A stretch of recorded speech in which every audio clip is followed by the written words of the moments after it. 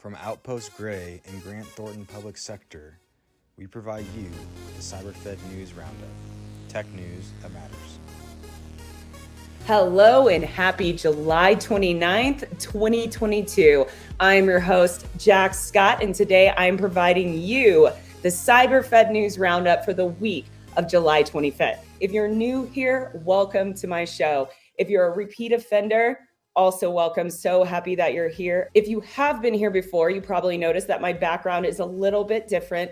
I am traveling, so I ask for your patience with my audio and my camera. But I do believe that you're still going to receive some great information from this episode. So let's go ahead and jump into it. The federal government is giving more money to the federal modernization funding for fiscal year 2023. Federal organizations are being forced to modernize their network infrastructure to meet the requirements of the federal government, making modernization funding a hot topic in the House.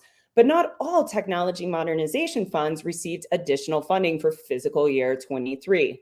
On July 20th, the IT Oversight and Reform Fund received an increase of $5.7 million over its fiscal year 22 budget. This additional funding will support GSA's expansion of its login.gov platform, maintenance of the federal data catalog, and funding new talent to increase the federal response time and approach to technology.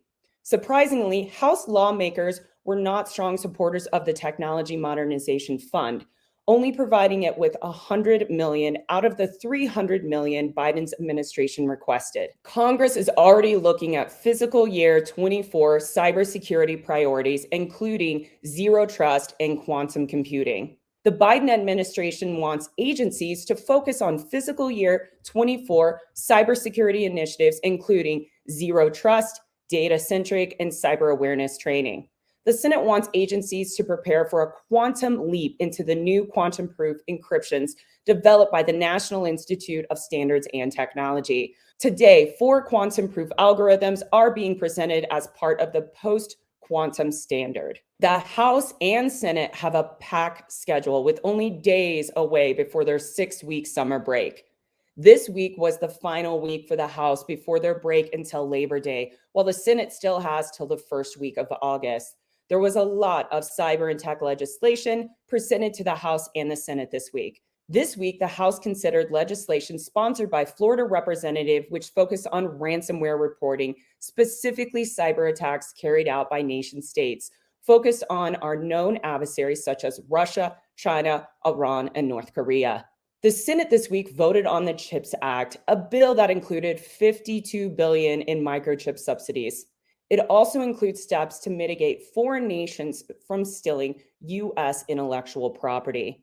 Next week, we'll discuss the Senate Foreign Relations Committee, who is holding a nomination hearing for Nathaniel Fick, President Biden's nominee, to serve as the first ambassador at large for cyberspace and digital policy at the State Department. DHS has less than 6 months to provide Congress with its recommendations to standardize cybersecurity reporting.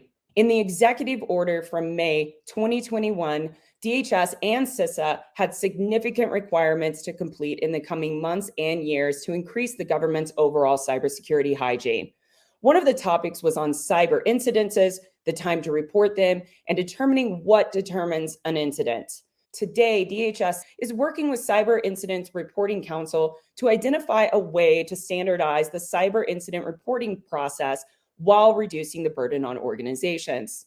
Once approved, CISA has less than 4 years to implement and finalize the process, including crucial considerations such as critical infrastructure and other factors that have not been considered until fully implemented. The spyware market is growing exponentially, and the use of foreign spyware is causing U.S. citizens to have their data collected by foreign actors.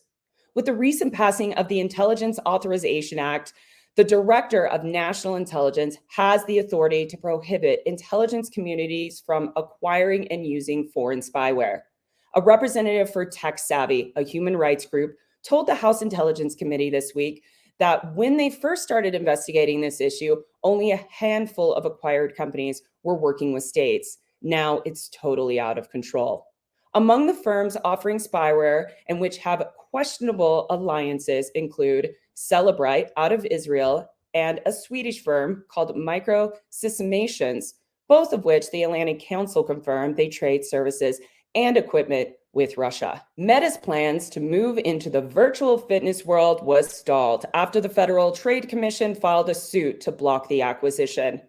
This multi-billion-dollar plan to acquire Within, a company that makes the supernatural fitness app, has been delayed due to the FTC lawsuit. This lawsuit was initiated by an antitrust advocate, Lynn Kahn, who believes in keeping powerful companies from expanding into new markets and preventing a market monopoly. Kahn specifically spoke about the virtual reality space and how Meta had already acquired other small businesses in this space, making this acquisition one more step towards dominance of this sector.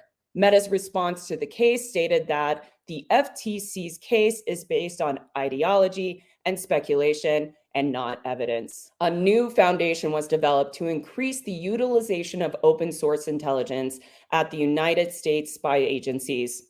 The OSINT Foundation plans to work with organizations to develop a new strategy on leveraging social media feeds and other platforms to provide the public with insights into world events while demasking some of the disinformation.